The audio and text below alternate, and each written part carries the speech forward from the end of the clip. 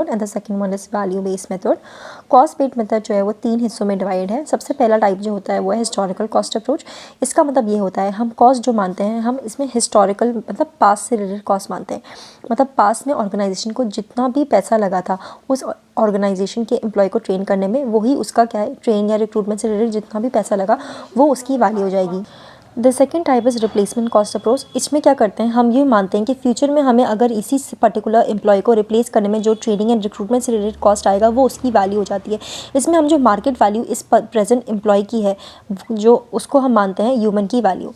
Second जो third है वो हमारा अपॉर्चुनिटी कॉस्ट अप्रोच है। अपॉर्चुनिटी कॉस्ट का बेसिकली मतलब ये है कि अगर हम अभी ए अमाउंट ऑफ रिसोर्सेज अप्लाई कर रहे हैं और बी हमने छोड़ी है तो इस बी की जो वैल्यू है वही ह्यूमन रिसोर्स की वैल्यू हो जाएगी। मतलब ये रिसोर्सेज अगर हम किसी और काम में इस्तेमाल करते हैं तो जितनी हमें इस रिसोर्सेज से बेनिफिट मिलता वही क्या है उस ह्यूमन रिसोर्स की वैल्यू हो जाएगी। Discussing the second type of human resource accounting approaches, which is the value based approaches. In that, the first approach is known as present value of future earnings.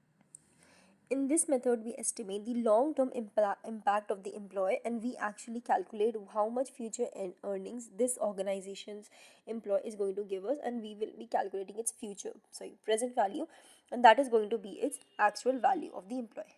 Second type is known as monetary value of output. In this method, we actually calculate the actual value of the output the organization's employee has given us, and we actually talk about the direct financial impact of the employee. In this, we will be actually calculating the how much revenue the employee generated, and whatever monetary value or of output, whatever output the employee has given us will be the direct value of the employee. Next is balanced scorecard approach. In this, we actually calculate both the financial as well as non-financial values of the employee, and we actually calculate it based on both of these values. That is, we'll be also be considering the financial values as well as non-financial values.